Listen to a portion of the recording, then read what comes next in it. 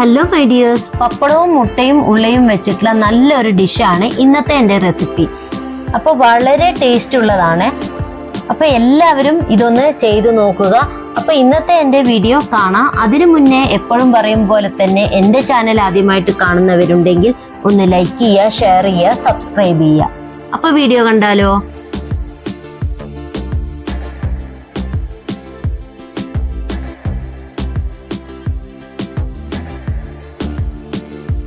അപ്പൊ അതിനാവശ്യമായിട്ട് ഞാൻ 5 മുട്ട പുഴുങ്ങി വെച്ചിട്ടുണ്ട്, ബോയിൽ ചെയ്ത് വെച്ചിട്ടുണ്ട്. അപ്പൊ എത്ര വേണോ അത്ര എടുക്കാൻ, ഞാൻ 5 എണ്ണം എടുത്തോന്നേ ഉള്ളൂ. അപ്പൊ 5 എണ്ണം ഞാൻ പുഴുങ്ങിയിട്ട് തൊലിയൊക്കെ കളഞ്ഞിട്ട് ഇവിടെ എടുത്തു വെച്ചിട്ടുണ്ട്. അപ്പൊ അങ്ങനെ മുട്ട റെഡിയാക്കി വെച്ചിട്ടുണ്ട്. ഇനി പപ്പടം നമുക്ക് റെഡിയാക്കി വെക്കാം. പപ്പടം ഇങ്ങനെ മുഴുവനായിട്ട് ഇടേണ്ട ആവശ്യമില്ല. എന്താ വെച്ചാൽ എല്ലാം പൊടിച്ചിട്ടാണല്ലോ ചെയ്യാൻ പോകുന്നത്. അപ്പൊ പിന്നെ ഇതുപോലെ കട്ട് ചെയ്തിട്ട് നമുക്ക് എണ്ണയിലിട്ടിട്ട് ഫ്രൈ ചെയ്ത് എടുക്കാം. അതിനുവേണ്ടി ഞാനിങ്ങനെ കട്ട് ചെയ്തെടുക്കുവാണ്. നമ്മുടെ നല്ല നാടൻ പപ്പടമായിരിക്കും ഒന്നും കൂടി ടേസ്റ്റ്.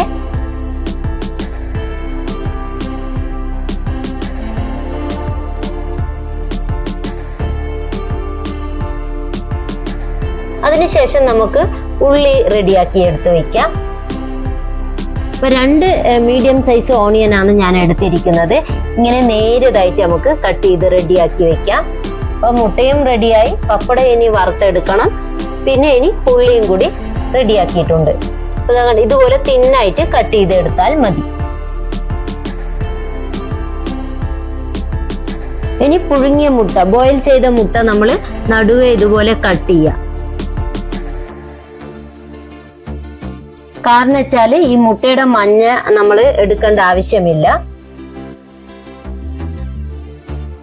എടുത്തിട്ടും ചെയ്യാം, പക്ഷെ എടുക്കാതെയാണ് ഒന്നും കൂടി ടേസ്റ്റ് ഉണ്ടാവുക. അപ്പൊ അങ്ങനെ അതിന്റെ ഉള്ളിലുള്ള മഞ്ഞക്കരുവൊക്കെ നമുക്ക് മാറ്റി വെക്കാം.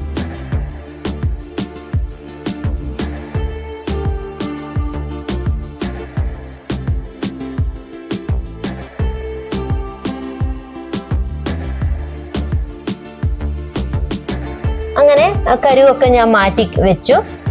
ഇനി നമ്മൾക്ക് ഇതുപോലെ മുട്ട കട്ട് ചെയ്തെടുക്കാം. ഇതിനേക്കാളും ചെറുതായിട്ട് കട്ട് ചെയ്യണമെങ്കിൽ എല്ലാം ചെറുതായി കട്ട് ചെയ്യാം കേട്ടോ. അങ്ങനെ എല്ലാ മുട്ടയുടെ വെള്ളയും ഞാൻ ഇതുപോലെ കട്ട് ചെയ്ത് വെക്കുന്നുണ്ട്.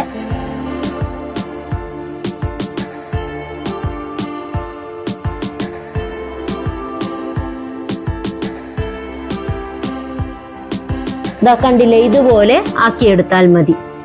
ഇനി വേറൊരു ചീനച്ചട്ടിയിലോട്ടേക്ക് നമുക്ക് എണ്ണ ഒഴിച്ചിട്ട് ഇതിൽ പപ്പടമൊക്കെ നമുക്ക് വറുത്തെടുക്കാം. അങ്ങനെ മുട്ട റെഡിയാക്കി അവിടെ വെച്ചിട്ടുണ്ട്. ഇനി പപ്പടം ഇങ്ങനെ ഫ്രൈ ചെയ്തെടുക്കാം. അതും കൂടി നമുക്ക് റെഡിയാക്കി വെക്കാം.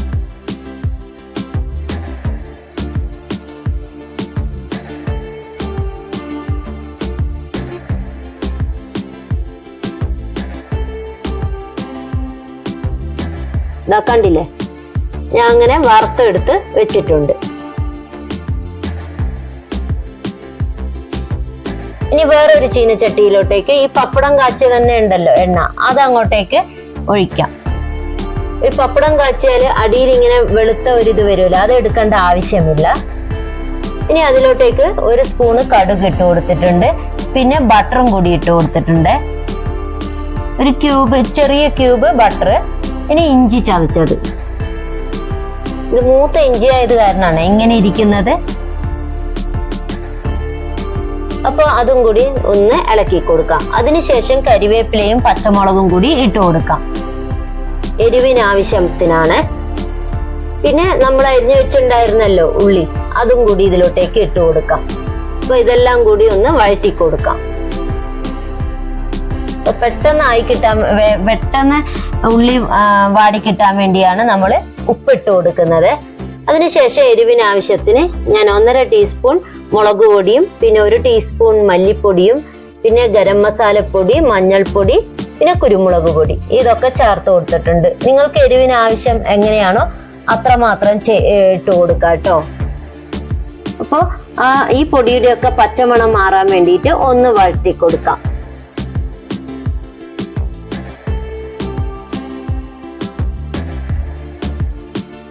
അതിനുശേഷം നമ്മൾ വറുത്ത് വെച്ചിട്ടുണ്ടല്ലോ പപ്പടം, അത് ഇതുപോലെ പൊടിച്ചിട്ട്, നല്ലപോലെ പൊടിക്കരുത്, ഒരു പകുതിയെ പൊടിയാൻ പാടുള്ളൂ. അപ്പൊ അതിങ്ങനെ ചെയ്തിട്ട് അതിലോട്ടേക്ക് നമുക്ക് ഇട്ട് കൊടുക്കാം.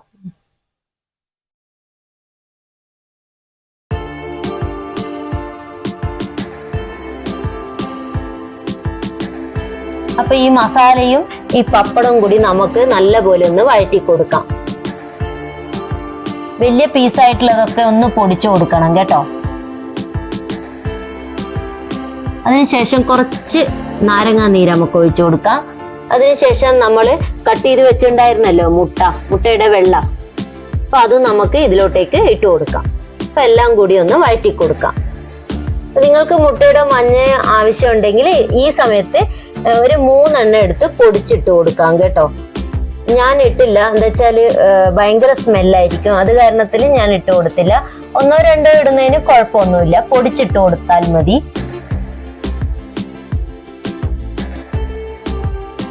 അതിനുശേഷം പിന്നെ ചില്ലി ഫ്ലേക്സ് ഇട്ട് കൊടുക്കാം, വറ്റൽ മുളക് ചതച്ചത് അതും കൂടി ഇട്ട് കൊടുക്കാം. പിന്നെ ഇച്ചിരി ഉപ്പ്, നമ്മൾ ഒരു പിഞ്ച് ഉപ്പ് ഇട്ട് കൊടുത്താൽ മതി. നമ്മൾ ഇതുവരെ ഉപ്പൊന്നും ഇട്ട് കൊടുത്തില്ലല്ലോ, കാരണം വെച്ചാൽ പപ്പടത്തിന് ഉപ്പുള്ളത് കാരണം അതുകൊണ്ടാണ് ഞാൻ ഇട്ട് കൊടുക്കാതിരുന്നത്. ഒരു പിഞ്ച് ഇട്ട് കൊടുത്താൽ മതി. ഇപ്പൊ എല്ലാം ഒന്ന് വഴറ്റി കൊടുക്കാം. ഇതാ കണ്ടില്ലേ, ഏറ്റവും എളുപ്പല്ലേ, വേഗത്തിൽ എളുപ്പത്തിൽ നമുക്ക് ഉച്ചയ്ക്കൊക്കെ ഒരു സൈഡ് ഡിഷ് പപ്പടവും മുട്ടയും കൊണ്ട് ഉണ്ടെങ്കിൽ നമുക്ക് ചെയ്തെടുക്കാവുന്നതേ ഉള്ളൂ കേട്ടോ. ഇനി കുറച്ച് മല്ലിയിലയും കൂടി വെതറി കൊടുക്കാം. അപ്പൊ വീണ്ടും അതൊക്കെ ഒന്ന് വഴറ്റി കൊടുക്കാം. അപ്പൊ വളരെ ഈസി അല്ലേ മുട്ടയും പപ്പടവും എല്ലാം മസാലയില ഇട്ടിട്ട് ഇങ്ങനെ വഴറ്റിയെടുക്കുന്നത്. അപ്പൊ പിന്നെ എല്ലാവരും എൻ്റെ ഈ റെസിപ്പി ട്രൈ ചെയ്ത് നോക്കണേ. അപ്പൊ ഇഷ്ടപ്പെട്ടെങ്കിൽ എല്ലാവർക്കും ഷെയറും കൂടി ചെയ്തു കൊടുക്കണേ. ഇതുപോലെ നല്ല നല്ല റെസിപ്പികൾ വേണമെങ്കിൽ നിഷ വൈബ്സ് ഒന്ന് ഫോളോ ചെയ്യാൻ മറക്കരുതേ. അപ്പൊ പിന്നെ ഇതിനു മുന്നേ കുറെ കുക്കിംഗ് വീഡിയോയും ഗാർഡനിങ് ടിപ്സും പിന്നെ ബ്യൂട്ടി ടിപ്പൊക്കെ ഞാൻ ഇട്ടിട്ടുണ്ട്. കാണാത്തവരുണ്ടെങ്കിൽ എൻ്റെ ചാനലിൽ ഒന്ന് കയറി കാണുക, സപ്പോർട്ട് ചെയ്യുക. ഇനി അടുത്ത നല്ല വീഡിയോയുമായി കാണാവേ. അപ്പൊ അത്രേ ഉള്ളൂ. Thank you.